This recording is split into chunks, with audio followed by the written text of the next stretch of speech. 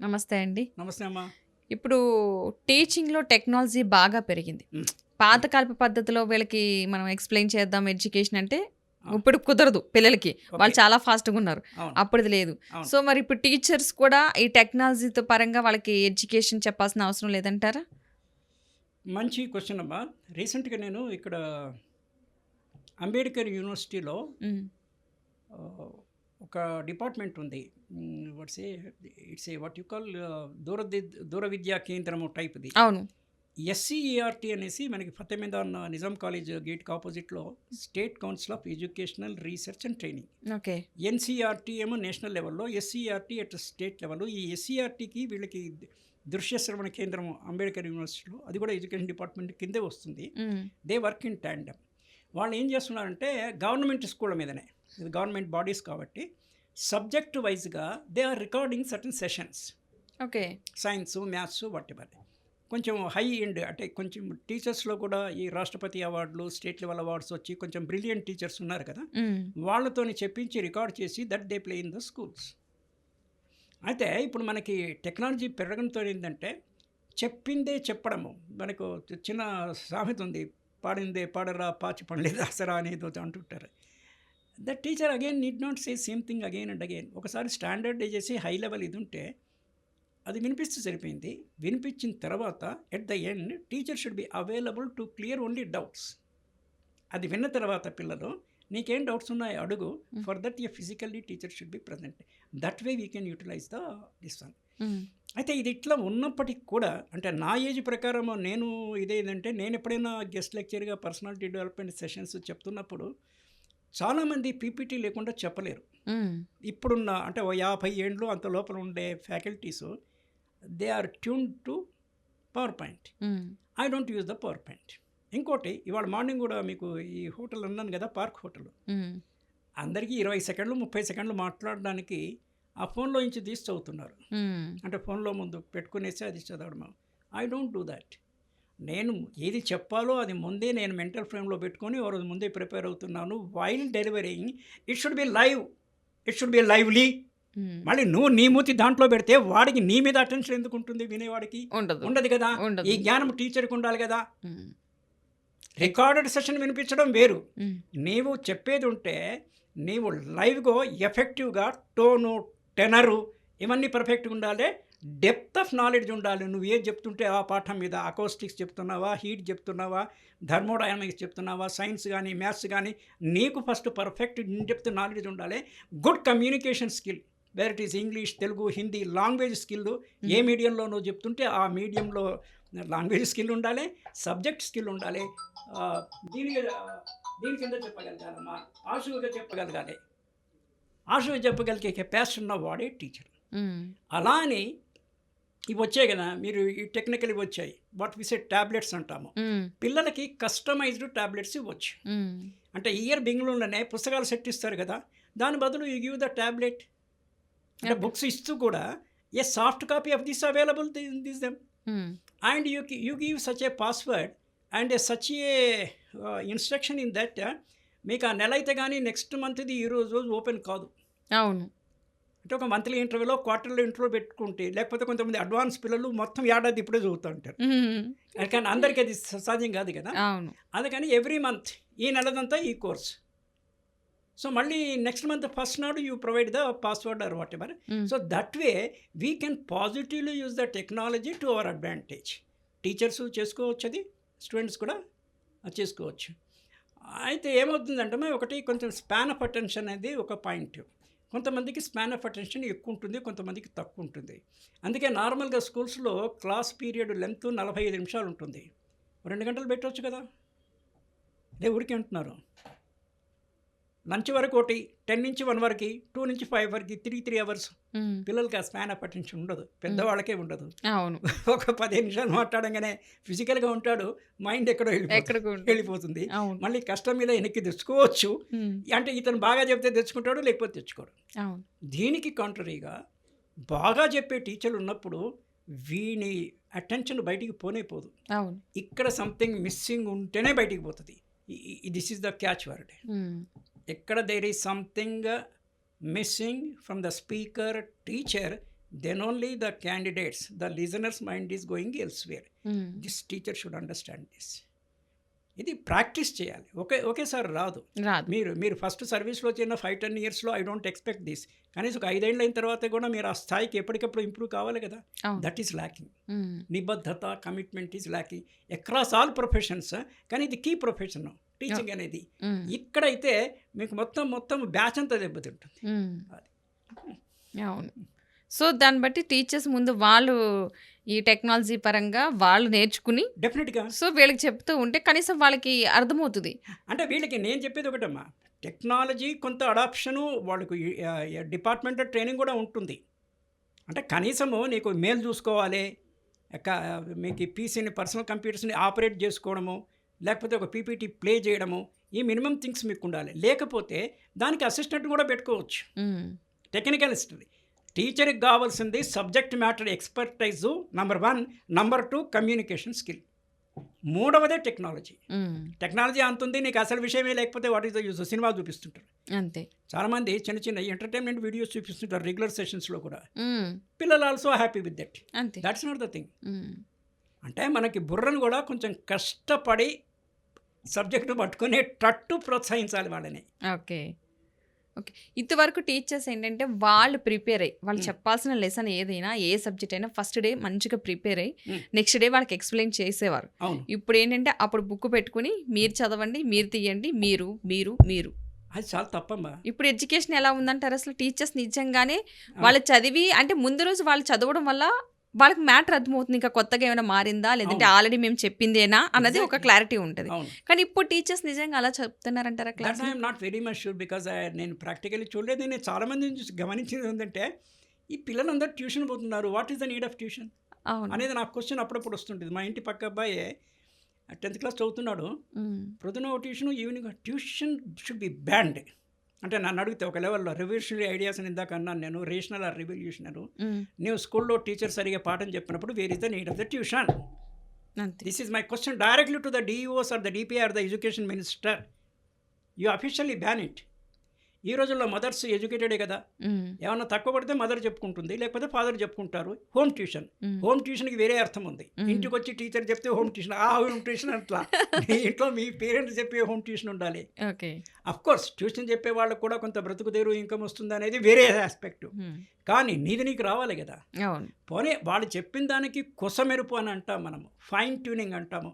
దానికోసం ట్యూషన్ అంటే కొంచెం అర్థం ఉంది. కానీ అక్కడ వాడు చెప్పింది మీకు అర్థం కాక వాడు సరిగా చెప్పక మళ్ళీ ఇక్కడ కొత్తగా నేర్చుకుంటే ఆ లెక్కనమ్మా ఇవన్నీ కోచింగ్ సెంటర్లు కూడా అనవసరం కదా. Coaching centres also should be banned. Narayana IIT coaching centre. అరే నువ్వు పుస్తకాలు చదువుకో, ప్రాక్టీస్ చెయ్యి, డన్.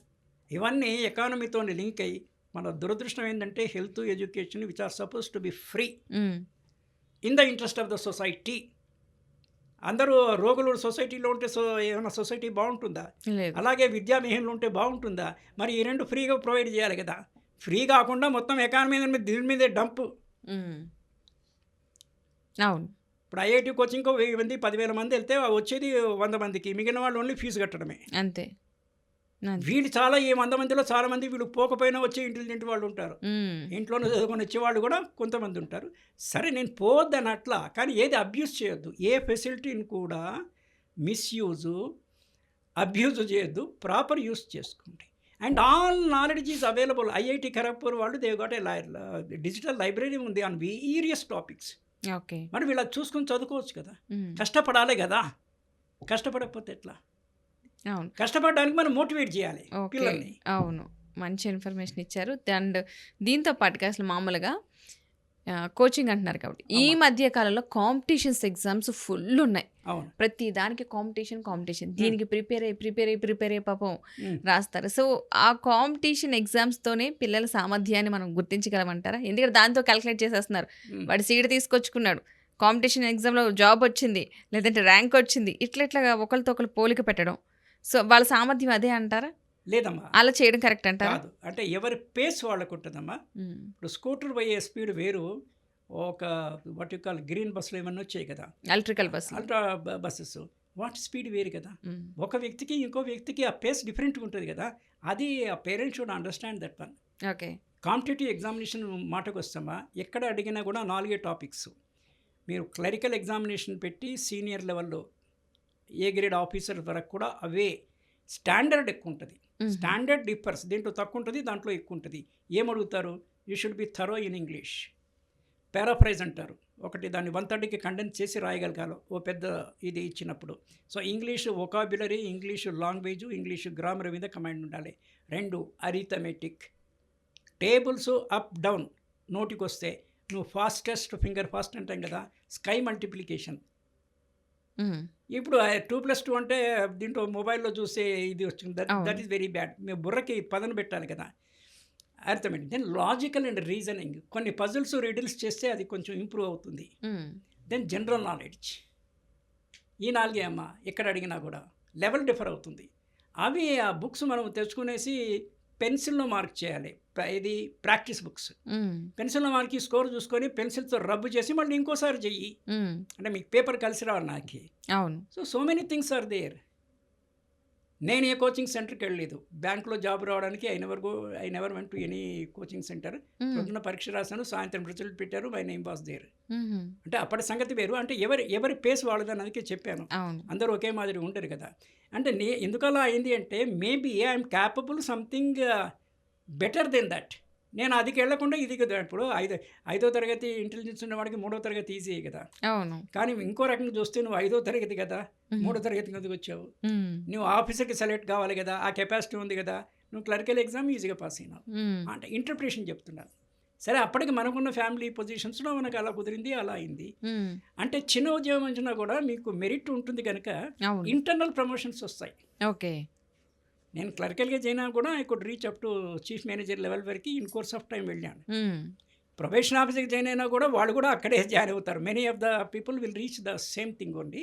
మన కుటుంబ నేపథ్యంతో మన అవసరాలను బట్టి కొంచెం తక్కువ జాబ్లో అయినా చేరవచ్చు, డైరెక్ట్గానే పెద్ద జాబ్లో అయినా చేరవచ్చు. అవును. ఉన్నదానికి హ్యాపీ ఉండాలమ్మా. కానీ మనము రెక్కలు దాచుకోవద్దు, బుర్ర వాడాలి, కష్టపడి పని చేయాలి అంతే. దేనికైనా సరే. ఎన్ని మినిట్స్? ఇంకో 2 మినిట్స్ రాని 2 టాపిక్స్ ఇది కంటిన్యూ చేయండి దాంట్లో.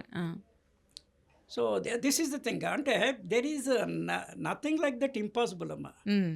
మేబీ డిఫికల్టీ ఉండొచ్చు. Okay. So nothing is impossible. నిరంతరం పనిచేయాలి. వేరే కాంటెస్ట్లో చెప్పాను, మార్నింగ్ 4 సూర్యోదయానికన్నా ముందు లేవాలమ్మా. స్టూడెంట్ ఉన్నవాడు మోర్ పర్టికులర్, ఎవడైనా లేవాలి వేరే విషయము. ఓకే. మనకి టైంకి 2 గాడ్స్ ఉన్నారు. ఒకటి సూర్యుడు, ఇంకోటి ఏమైనా ఐడియా ఉందా? చంద్రుడా? కాదు, యముడు. యముడు is a time keeper. Okay. Yeah, నిజమే. టైం వస్తే అసలు సెకండ్స్తో సంబంధం లేదు అది. సో యముడు కొంచెం తొందరగా రావద్దనడానికి సూర్యుడిని ప్రే చేయాలి. అంటే ఎర్లీ మార్నింగ్ సన్ రైజ్ కన్నా ముందు లేచి సూర్యుడిని చూసి ఆయన వచ్చే ముందర సూర్య నమస్కారాలు 8 ఉన్నాయి. అవును. ఆ 8 చేస్తే it is good for health and exposure to sunlight is very good. అవును. సన్ సెట్ అప్పుడు, సన్ రైజ్ అప్పుడు rays are more powerful, more healthy. So that is one thing. తర్వాత checklist, particularly youth students ఎంతో చూసుకోవాలి. రాత్రి పడుకునేటప్పుడు ఒకసారి morning నుంచి ఈవినింగ్ వరకు ఏం జరిగిందో ఒక చిన్న రివ్యూ చేసుకోవాలి. ఓకే. నేను ఎవరినైనా నొప్పించానా? అన్నెసెసరీ. నెససరీ అయినా నొప్పించకూడదు, అన్నెసరీ అయితే అసలే నొప్పించకూడదు. So you say sorry to them with you at least. మళ్ళీ అతను కలవకపోవచ్చు కదా. సారీ దేవుడా అని ఎవరికో వాళ్ళకి విట్నెస్ పెట్టి నువ్వు చెప్పు. అండ్ రేపు డే అంతా ఏం చేయాలి, ముందే చెక్ లిస్ట్ తయారు చేసుకో. రేపు మళ్ళీ తొందరపాటు లేకుండా, స్టూడెంట్ అయితే రేపు పొద్దున బుక్స్ ఏది పెట్టుకోవాలి, ఈ రోజు నైట్లే సర్ది పెట్టుకో. మార్నింగ్ హడావుడి లేకుండా. హడావుడి అంటే యాంగ్జైటీ ఎక్కువైతే టెన్షన్ ఇవన్నీ ఒకదానికోటి పోకుండా.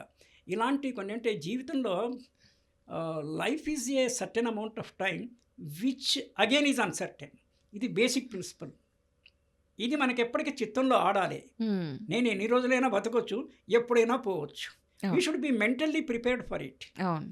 దానికి మనం అన్నీ చూసుకోవాలి. ఇప్పుడు పెండైన వాళ్ళు, పిల్లలు ఉన్నవాళ్ళు, నేను ఒకవేళ పోయినా కూడా బై ఎనీ ఛాన్స్ ఈ రోజుల్లో హైదరాబాద్ లాంటి సిటీలో బయటికి వెళ్తే ఇంటికి వస్తే చప్పట్లు కొట్టాల్సిందే అన్న టైప్లో ఉంది. సో వాళ్ళకి మీరు ఇన్సూరెన్సో ఫిక్స్డ్ డిపాజిటో ఏదో ఒకటి మీరు పోయినా కూడా మీ డ్యూటీగా వాళ్ళు రోడ్డున పడకూడదు. This one elder of the family should ensure. So life is uncertain. This is one thing. across the time we work always. How do we work? We work with a knowledge and skill. Skill knowledge, కొంత skill కొంత knowledge మనము మన school కెరియర్లో ECC అంటాం కదా, extra curricular activities, ECA regular సిలబస్లో ఎంబడి. అసలు నన్ను అడిగితే మంచి మంచి స్కూల్లో స్విమ్మింగ్ పూల్ ఉండాలి. Swimming is a ECA. Swimming pool ఎంత అవుతుందమ్మా? ఓ 4-5 లక్షలు పెడితే మీకు గ్రౌండ్ ఉంటే ఆ ఉన్న గ్రౌండ్లో యూ కెన్ డూ. కానీ ఏ స్కూల్లో ఉన్నట్టు దాఖలాలు నాకు తెలియదు. That can be done. అలాగే walking tracks, pedal cycling tracks, స్కూల్లో 40-50 సైకిళ్ళు ఉండాలమ్మా. ఫీజులు బోర్డు తీసుకుంటారు కదా, ఒక 40-50 సైకిల్స్ అక్కడ పెడితే ఇష్టం ఉన్నవాడు ఒక 5-6 రౌండ్స్ కొట్టుపోతాడు కదా. సో అతని హెల్త్ ఇంప్రూవ్ అవుతుంది కదా. ఇది ఎవరన్నా స్కూల్ యాజమాన్యం చూస్తే కనుక దే షుడ్ స్ట్రైక్. కొన్ని స్ట్రైక్ కావమ్మా. కొంతమందికి ఇంటెన్షన్ ఏమి ఉండదు, తెలిసినా కూడా వాడు చేయడు, దుర్మార్గుడు, నో మిన్సింగ్ ఆఫ్ వర్డ్స్. చెయ్యాలన్న ఉద్దేశం వాడు కూడా తట్టదు. అటువంటి వాళ్ళకి మనం అందించిన వాళ్ళమే అవుతాము. డాన్స్ నేర్పియాలి, డాన్స్ ఎనర్జైజెస్ బాడీ. మ్యూజిక్ నేర్పియాలి, music purifies mind. Music therapy అంటారు. మనకి మూడు బాగాలేనప్పుడు, ఏదైనా స్ట్రెస్లో ఉన్నప్పుడు మెలోడియస్ సాంగ్స్ కనుక ఒక 4-5 పాటలు వింటే, నేను ఏదైనా పని చేసుకున్నప్పుడు యూట్యూబ్లో పాతయి మొహమ్మద్ రఫీ ఘంటసాల పాటలు ఆన్ చేసుకునేసి నా పని నేను చేసుకుంటున్నాను, వచ్చేవాటు వెళ్తుంది. It gives a lot of relief. అంటే మనం సత్సంగంలో ఉండాలి, ఎప్పుడు గుడ్ కంపెనీలో ఉండాలి, గుడ్ థాట్స్ ఉండాలి. ఐ మీన్ టీటీటీ అంటాను. First tea for thoughts, second T for tongue, నోరు మంచిదైతే ఊరు మంచిది అనేసి. థర్డ్ టాస్క్, మనమే దీన్ని ఇంకో భాషలో ఇంకో పదాల్లో వేసే మనోవాక్కాయ కర్మలు. They should be in tune. కానీ విచిత్రం ఏంటంటే మనం ఎన్నైనా ఆలోచించవచ్చు, వేరే మనిషి గురించి కానీ ఏదైనా దుర్మార్గంగా కూడా ఆలోచించవచ్చు. ఓకే, అదే రాంగ్. Number 1 unethical. పోనీ ఆలోచించావు, కనీసం డోంట్ స్పెల్ ఇట్ అవుట్. కనీసం ఆ జ్ఞానమైనా ఉండాలి. పోనీ ఏదో నోరు జారి అన్నావు అనుకో, don't act on it. Third, అది కూడా దిగిపోతే ఇంకా నువ్వు you are nowhere. First step thought, కిందికి టంగు. మూడవది టాస్క్. ఒకసారి మీకు కంట్రోల్ తప్పితే పూర్తిగా కింద పడిపోతావు, ఇంకేం స్టెప్ ఉండదు, you are out. Society will not care you. ఇక్కడ కూడా విచిత్రం ఏంటంటమ్మా, కొన్ని ఒక 20 ఏళ్ల కింద movies are not acceptable at society level are being accepted now. Okay, అంటే నా అనుభవంలో నేను చూసింది. అలా అని ఇప్పుడు సొసైటీలో ఈ పర్టికులర్ థింగ్ యాక్సెప్ట్ అవుతుంది కదా అనేసి my conscious at my age will not permit me to do that things. Younger జనరేషన్కి it may be permitted for accept, not for me. That is my own ethics. So you should have protect your personal ethics and at the same time contemporary ethics that is acceptable by the society. రెండు పరిగణలోకి తీసుకొని వ్యవహార శైలి ఉండాలి. అవును, exactly right. Thank you అండి, thank you so much. మంచి information ఇచ్చారు. Thank you.